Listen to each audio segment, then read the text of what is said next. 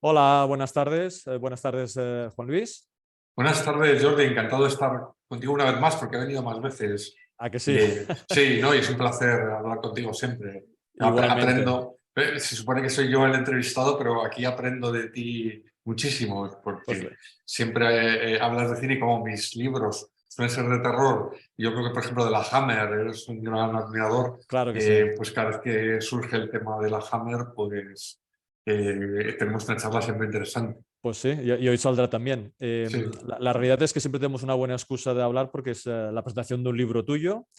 Estamos en la presentación del libro que lleva por título Egipto en el cine, momias, faraones y pirámides, publicado por Diablo Ediciones, una edición característica de la colección de ensayos sobre cine, una edición de gran calidad en un formato con numerosas fotografías acompañando al texto, con más de 500 imágenes, con gran calidad de papel, tapadura, etcétera, ¿no?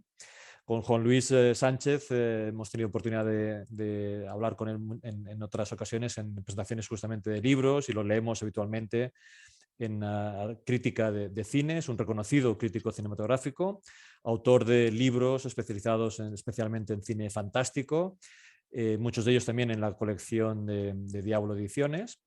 Entre estos libros, últimamente, no hace muchos meses estábamos hablando justamente del libro que hiciste de Stephen King, de cine y series del Rey del Horror.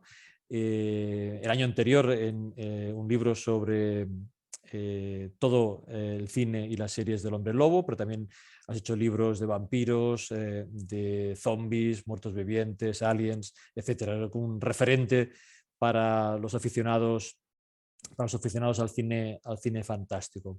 En este libro concreto que presentamos hoy, analizas, este libro que tenemos aquí, analizas las películas, series de televisión y la animación, ¿no? Tanto en cine como en serie, que acontecen en el antiguo Egipto, ¿no?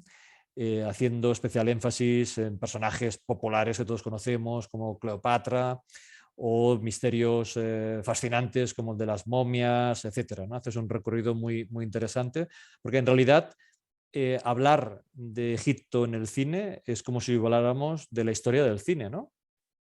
Pues muy buena pregunta porque yo podría, por ejemplo, empezar una clase de historia del cine. Ya no doy, hace tiempo ya he profesor de historia del cine, ya no, pero sí, sería una buena idea, por ejemplo, el primer día llegar y poner un vídeo en el que vayan saliendo las diferentes películas sobre Egipto para que el alumno vea que cada una de ellas es completamente diferente, que no se filma hoy como se filmaba al Claro, principio. claro, Y claro. la A ver, fascinación por el antiguo Egipto en el cine empieza desde la misma concepción del cine, porque la primera película que tenemos registrada sobre Egipto se llama Cleopatra y es nada menos que de Georges Méliès. La rodó en 1899.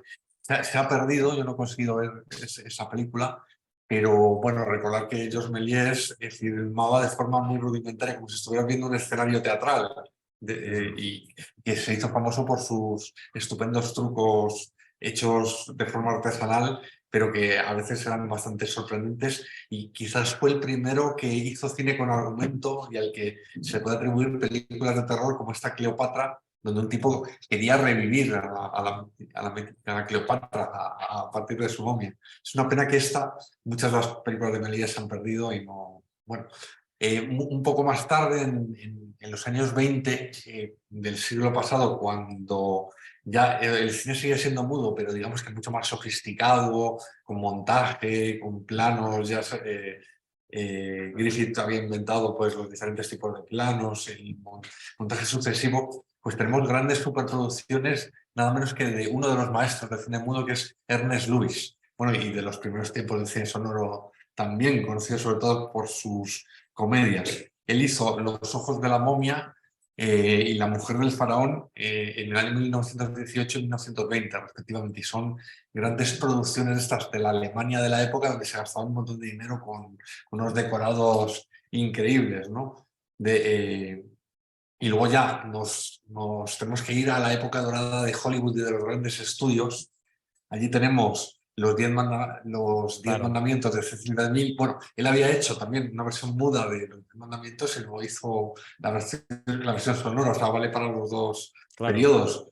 Tenemos también Sinué el Egipto, de Michael Curtis, y Tierra de Faraones, de Howard Hawks, con Joan Collins, y hubo un final bastante impresionante. Estos son grandes espectáculos de Hollywood que a lo mejor no representan a Egipto como era realmente, sino, bueno, de forma colorista, con grandes decorados un poco vistosos, pero muy poco realistas. Bueno, de hecho, Howard Hawks tenía un asesor para la Tierra de Faraones, le dijo que tenía que poner que los camellos no existían en Egipto en la época histórica que él recreaba. Pero él dijo, "Ah, me da lo Es mismo". igual. Digo, sí, la gente relaciona Egipto con camellos, pues yo pongo camellos. Sí, sí. Es que yo te he hecho la pregunta con intención, porque decía que es la historia del cine, ¿no? Egipto en el cine es como la historia del cine, pero no es la historia de Egipto, ¿eh? Porque al final No, el cine eso se la ha es. inventado. Sí, el cine se inventa y Sí, sí, cuenta lo sí. que le da la gana o lo que el espectador esté dispuesto a aceptar. Incluso yo creo que los grandes historiadores van al cine y desconectan. Sí, tienen que Eh, sufrir, tienen que eh, sufrir. sí, sufren un poco, pero dicen, si no, no habría películas. Yo tengo un amigo médico y ve películas de médicos, pero dice, o sea, yo veo que lo que hacen es Ya, mentira, o sea, lo está ves claro, enseguida, pero da igual, tengo está que claro. aceptarlo porque si no, no vería, no podría ver Sí, sí. ninguna Tendríamos aquello película. de inspirado en hechos reales. Sí, eso es que podemos poner antes. Pero no, sí, pero efectivamente entendí tu pregunta y lo que estaba hablando es eso, que ya son grandes espectáculos en Technicolor, estos de Sí, los años 50 como sí, Sinué el Egipto, sí. y después pasamos a las películas de la Hammer, a La momia de Terence Fisher, bueno, un ejemplo de la ambientación gótica con la que rodaba Terence Fisher, bueno, autor de Frankenstein Drácula, que yo creo que, si no es mi director favorito de todos los tiempos, pues uno de los 3 o 4 mejores, posiblemente, que tú conoces también bastante Claro. bien. Y luego, si nos retrotraemos bueno, a la actualidad, a los años 90, pues tenemos La momia, protagonizada por Brendan Fraser, que es una película de aventuras más rodada, más al estilo de cómo se rueda ahora Claro. mismo, y que es Ujú. un espectáculo de acción, tampoco se toma muy en serio ni la historia ni absolutamente nada, pero sí que era un espectáculo bastante lindo y yo creo que una película bastante entretenida. O sea, podemos poner imágenes de todas estas películas para que Sí, la gente vea cómo el cine ha cambiado por completo, no sí, se sí. rueda Bueno, y lo que vendrá igual. porque se está rodando Cleopatra, o sea, que vendrá en los próximos años también habrá otra vez una egiptomanía, ¿no? Eso espero. Lo que pasa es que yo soy de los que piensan que el cine está perdiendo un poco de contenido, o sea que al final los guiones son un poco chapuceros y sí, serán muy vistosas y tal. Esperemos que no Ya. hagan una gran chapuza, pero bueno, veremos a ver qué tal. Bueno, esto que dices de guiones, hay un tema muy interesante de cuándo has publicado este libro, que es novedad de prácticamente Navidad de 2022, que coincide justo en medio de un centenario muy importante para la historia, como es el descubrimiento de la tumba de Tutankamón. De hecho, digamos, la entrada al sepulcro se descubrió a finales de noviembre, pero cuando se llega al sarcófago es el 16 de febrero, ¿eh? Es decir, que dentro de pocos días se celebrará el centenario. Y eso es importante, el 16 de febrero de 1923, porque pasan muchas cosas, ¿no? Pero bueno, una de estas cosas es justamente lo que se conoce como la tutancomanía. De hecho, un año después del descubrimiento, un año después se hizo una gran exposición con una réplica en Londres y a partir de ahí aparece Tutankamón y aparece Egipto en muchas producciones cinematográficas, pero aparece, lo que decíamos antes, inventándose la historia. Nadie conocía muy bien quién era Tutankamón ni lo que representaba y lo que sabemos ahora, ¿no? Y que incluso sabemos que no es nadie y por eso tampoco hay películas de Tutankamón, pobrecito. Es Es más, verdad. protagonista el Howard Carter el que lo descubrió que no el propio faraón que murió muy joven, ¿no? Pero en cualquier caso, Tutankamón, hay una historia muy interesante porque es lo que se conoce como de las primeras, es que no me sale la palabra, exclusivas, ¿no? Se hizo un contrato en Lord Carnarvon, que era el quien pagaba toda la fiesta de Howard Carter.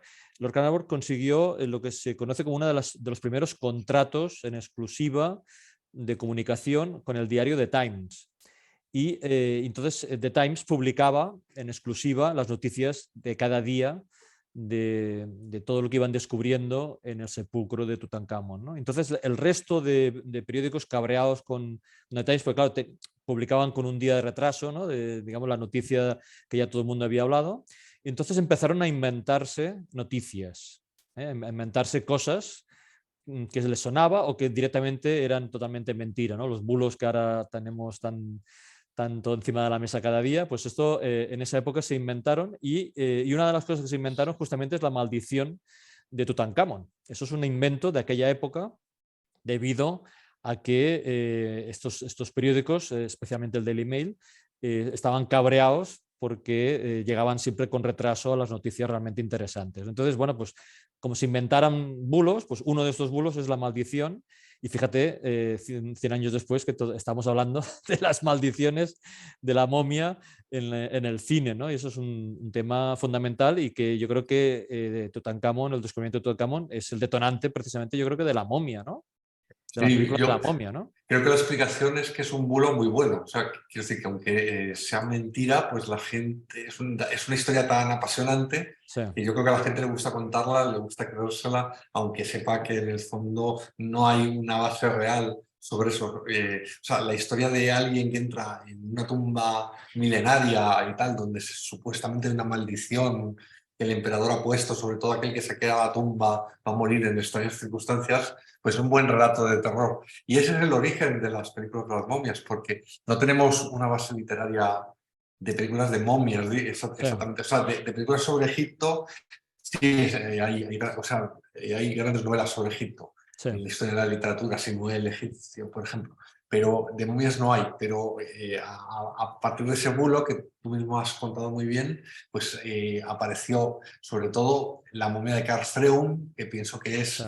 es la cumbre del género, y es una película de Universal que dirigió un alemán, era director, Karl Freund era director de fotografía del expresionismo alemán y dirige con esos decorados grandes, esos contrastes entre luces y sombras muy exagerados, y tiene como protagonista Boris Karloff, que evidentemente es la gran estrella después de interpretar Frankenstein del cine de terror.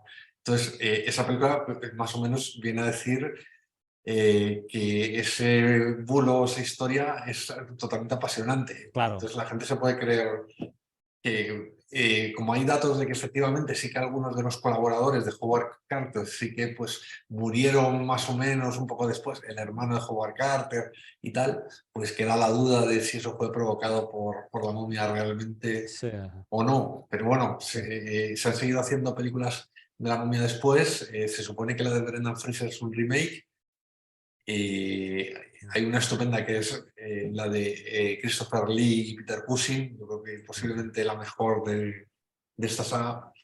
O sea, la mejor película de momias jamás filmada, porque bueno, me parece que Terence Fisher consigue sugerir y en vez de mostrar y que te mueras de miedo, vamos, básicamente. sí, sí, Y sí, sí. luego la momia protagonizada por Brendan Fraser gira del terror al cine de aventuras, pero bueno, cuenta también un poco esa historia Ujú. de un antiguo egipcio que resucita Sí, sí, en el, sí, sí, sí. en Bueno, el y la futuro. lástima que la película de Tom Cruise no funcionara porque hubiera provocado también, yo creo que hubiera provocado también una ola de películas interesantes. A mí no me Eh, gustó mucho la de Tom Cruise, tiene un guión bastante malo, estaba concebido para hacer un universo de los monstruos de Universal, exacto, sí, sí, sí, parecido al sí. de Marvel, pero que Sí, Drácula, sí, sí, sí. la momia y El Frankenstein hombre convivieran. invisible, sí, sí, Sí, está todo pues conectado. Sí, sí, sí, que pero como bueno. la primera no funcionó porque se notaba mucho, no había película, era Sí, eso, este nexo, quería ser una especie de nexo de unión y creo que no funcionara. es No verdad. funcionaba bien. Fíjate que Tom Cruise, aparte de actor, creo que es un tío muy listo que siempre escoge muy buenos guiones y como Misión Imposible y demás. Y yo creo que esta es la única película de Tom Cruise que el guión me ha parecido muy malo. Claro, que no acabo de funcionar. Bueno, en cualquier caso sí No, que es verdad que tienes el primer capítulo que hablas de la presencia de Egipto en la cultura popular y hay novelas importantes, Christian Jacques como un gran escritor de este tipo de universo. Hay muchos cómics interesantes. En el cómic franco-belga hay varias colecciones muy interesantes, como Pyrrhus, algunos álbumes muy concretos. Hay que recordar siempre, evidentemente, a Asterix en Egipto, pero y con la historia de Cleopatra. Pero sí que es verdad que el cine ha ido un poco por su lado, ¿no? Con excepciones, como comentabas, de Sinué y tal, pues un egipcio basada en la novela, pero en general ha ido un poco por libre, ¿no? Sí, la verdad es que han preferido inventarse ellos sus Sí. propias historias y también sacar historias de la Biblia, bueno, en especial la historia de Moisés, Sí. que eran cuando el pueblo hebreo era esclavos de Egipto, y la historia real de Cleopatra, que ha sido llevada muchas veces al cine, pero no han seguido tantos libros concretos, es verdad, quizás les habría ido mejor, porque por ejemplo Christian Jacques, que citabas tú antes, está muy de moda, o sea, sus Sí. libros arrasan y si se gastaran mucho dinero en una adaptación suya, seguro que arrasaban, Que pero no, funcionaría. Sí, sí, sí, sí. no, pues, por ejemplo, pues no les ha dado por ahí. Y tampoco en el terreno de las series hay muy buenos libros sobre Egipto, pero no hay todavía una serie, estamos en la edad dorada de las series televisivas. Se puede decir que Roma dio lugar a la serie Roma, que es fantástica y que está bien hecha, pero Egipto todavía no, y seguro que, bueno, con la cantidad de apasionados del Antiguo Egipto que hay, yo me atrevería a pronosticar que sea un exitazo, seguro. Sí, Pero sí. Bueno, bueno. decíamos hace un momento que es a ver qué pasa con Cleopatra, ¿no? En cualquier caso, Cleopatra es tan importante en la historia del cine que tú le dedicas un capítulo entero, ¿no? Sí, por ese personaje auténtico fervor, quizás porque sea una mujer con poder, una mujer también atractiva, pero a la vez inteligente. Yo creo que pues, es un personaje que, por ejemplo, es muy atractivo para las actrices, grandes actrices como Claudette Colbert, Vivian Leigh y Elizabeth Taylor, que es la más Sí. recordada, han interpretado este papel. Bueno, y Y porque tiene historia romántica, tiene viaje, guerra, sí, sí, guerra, sí, conspiración. conspiración, sí, sí. Es Creo que es- la historia real es mejor incluso que lo que nos han contado. O sea, que el día que la filmen, de verdad, sin licencias históricas, porque ella estaba enfrentada con su hermano, como se ven en algunas de estas películas, y era capaz de cualquier cosa con tal de derrotar a su hermano. Y se dice que sedujo a Julio César simplemente por eso, pues para que le ayudara a derrotar a su hermano y establecerse ella. Pues, Sí, sí, no sí. está que ni Juego de Tronos, ¿no? O sea, que es Sí, sí, sí. efectivamente. Por eso también se puede casi seguir también la historia del cine a través de películas de Sí, Cleopatra, sí, sí, que sí. hay No, bastantes. y me parecía muy interesante imaginarme, en tu libro me hacía pensar la situación real del momento, ¿no?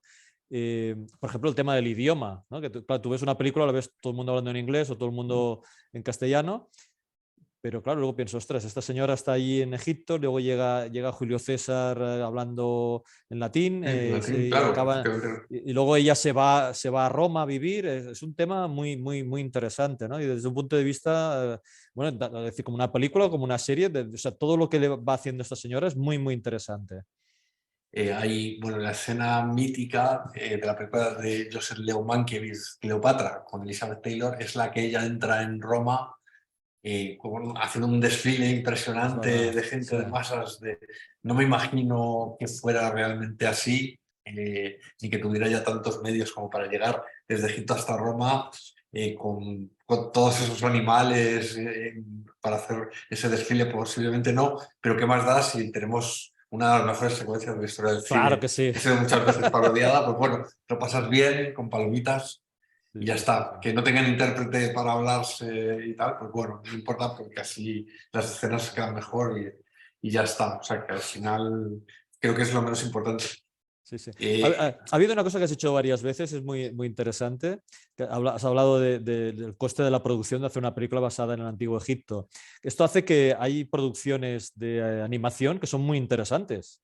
Pues es más barato dibujar que hacer una película en el Antiguo Egipto, ¿no? bueno, eso es verdad, sí, visto sí. La verdad es que sí, los animadores efectivamente cobran, necesitan. Ay, ay.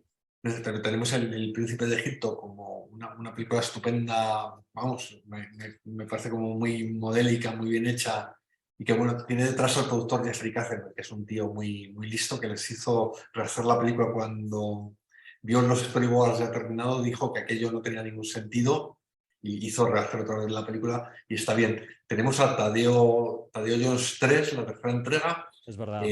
No, porque está hecha en España, pero yo creo que tiene bastante calidad. O sea, que es una Sí, película favorita para los Goya a la mejor animación. sí, Y sí. va a coincidir casi, dentro de 2 o 3 meses, se estrena Momias. Momias. Sí, Ujú. estás al tanto, pues es otra película, efectivamente, solo de momias. Y también está hecha en España con Jordi Gasul como guionista y gente que procede de las 2 primeras películas de Tadeo Jones y se han gastado un montón de dinero.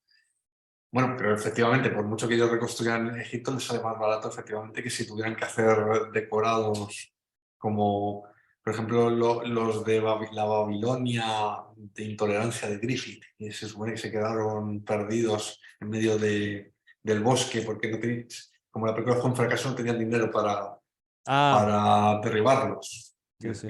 Bueno, no sé si Asesinato en el Nilo. Cuenta como Muerte en el Nilo, como película de Sí. Egipto. Tiene escenas No, rodadas pero allí. sí, Sí, la sí, nueva, pero esa es sí, la sí, nueva de pero Kenneth Branagh. sí, sí, pero digo que, que hay una gran parte que está hecho por ordenador. Sí, Que sí. se nota, digamos, que está hecho por ordenador. Pero bueno, en cualquier caso sí que... Pero bueno, piensa que hemos tenido, tú sabes que a mí me gustan las pelis de robots, hemos tenido que ver hasta los Transformers en las pirámides.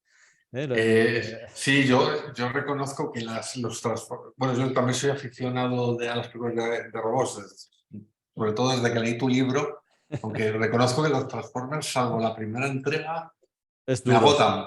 Sí, es que es son duro, es duro. escenas de acción que a Sí, lo sí, mejor sí. si yo tuviera 8 años seguro que me encantaba. O sea, Sí, cuando sí, era sí, sí. niño, pues si se tiraban peleándose de toda la película no me importaba. Pero ahora he hecho de menos que me cuenten también una historia aparte de... Claro. Pues sí, sí Sí, que sí, es sí. verdad, a nivel técnico, esas escenas de Egipto que tú dices, claro, están tan bien hechas que parece que están ahí destruyendo cosas de verdad. Pero si eso formaba parte de una historia buena, sólida, por eso yo siempre me quedo con la Hammer, pues que te cuenta una Claro, historia de momias casi sin efectos especiales, todo muy claro. artesanal, y sin embargo te consigue dar miedo y consigue que te creas absolutamente todo. Ujú. En cualquier caso, hemos dicho que al final el cine se ha inventado su historia y ha ido adaptando como ha querido, pero tú dedicas un capítulo muy interesante al final a la producción realizada, digamos, de historias contemporáneas en Egipto. Egipto no es un país que destaque por su democracia y su capacidad, digamos, cinematográfica, pero sí que han salido algunas películas muy interesantes, ¿no? Sí, la verdad es que cada vez son mejores, o por lo menos para el gusto internacional, a lo mejor cuidan más que interese también al público externo, no solo son películas que solo interesen al público Egipto. Y Ujú. bueno, puedo decir que cada año pues salen internacionalmente por lo menos 1 o 2 producciones egipcias, cuando antaño las películas de Omar Sharif y demás pues eran para el mercado árabe, pero apenas interesaban al mercado internacional. O sea que en ese sentido creo que por lo menos se conocerán más en todo el mundo. No los conozco a todos los directores y no soy un experto, pero sí que he empezado a ver algunos como Mohamed Diat, que me gustan, o sea, que veo que me Sí. interesa, intento ver todas sus películas, y es el autor del Cairo 678, que es una película sobre acoso sexual que creo que está muy lograda. Tenemos también El Cairo Confidencial, que es una historia policíaca o de intriga que creo que no tiene nada que envidiar a las producciones occidentales. Bueno, salvo que cuentan con una distribución más limitada, aquí solo las vemos los que vamos a los cines Verdi de Barcelona, de Madrid, al circuito de versión original. Tenemos Mujeres del Cairo, una película que cuenta 3 historias de mujeres que creo que llegó al público, o sea, que tuvo también cierto éxito en países como España. Y creo que también en el futuro, gracias a Netflix, se está democratizando y las producciones egipcias, pues con el festival se pueden ver en todo el mundo. Así como este año RRR, que es India, de repente ha sido un exitazo. Cuando las producciones de Bollywood y demás básicamente se ven en la India y en Pakistán, pero Y no... poco más. Sí, y aquí hay 4 frikis que les puede interesar. Sí, que la vemos en festivales y Sí, con sí, pero aún así dificultad. vemos a lo mejor una al año, el gran super éxito, pero no las vemos todas, y de repente se estrenan en Netflix. Todavía con Egipto no ha pasado, pero no me cabe duda de que en los próximos años dará bastante que hablar, porque Bueno, la tiene realidad es muchos... que si llevamos unos años con estabilidad política, que eso puede fomentar este tipo de producciones, pero bueno, es complicado. Yo he analizado producción, por ejemplo, de cómic, es prácticamente nula. Todavía es complicado, pero bueno, la cuestión es que sí que es verdad que tu libro es muy completo en este sentido porque haces un panorama de la representación de Egipto, pero también del trabajo que se está haciendo desde el propio país y yo pienso que es muy interesante, ¿no? Fue ¿Tienes algo? idea... oh, no, que quiero mencionar a Lorenzo Pascual, que es nuestro editor de Diablo, que fue, en ese sentido, me ha guiado un poco porque, bueno, yo, como sabes bien, procedo de hacer libros de terror sobre diferentes monstruos. Cuando llegó el momento de hacer el libro de la momia, podía haber hecho el libro entero de la momia. Bueno, podía Claro, haber hecho un libro entero de la momia de Terence Fisher. Ya, con claro. eso hubiera sido muy feliz. No, pero bueno, no, pero él también amplió que sería interesante hacerlo sobre todo Egipto en el cine, pues bueno, ¿por qué no? O sea, parece que por lo menos me he mantenido un año viendo otra, en muchos casos otra vez, en grandes películas Claro, y también él sugirió que pusiéramos películas de Egipto que se rodaran actualmente allí. claro. Y de ahí Justamente, es... sí, sí, justamente te iba a decir esto, que la iniciativa de Lorenzo Pascual, que es el editor de Diablo Ediciones, de proponerte este libro con estas características, lo que hace es que convierta este libro casi en un libro de consulta para viajar a Egipto antes y después de viajar a Egipto. Es decir, que puedes ver parte de su historia, parte de su sociedad y disfrutar antes y después de un viaje a Egipto de cómo se ha representado este país en el cine. En este sentido, yo creo que es una idea excelente para los aficionados al cine, pero también para los aficionados al terror, a los aficionados a viajar y a los aficionados, en este caso, a Egipto en concreto.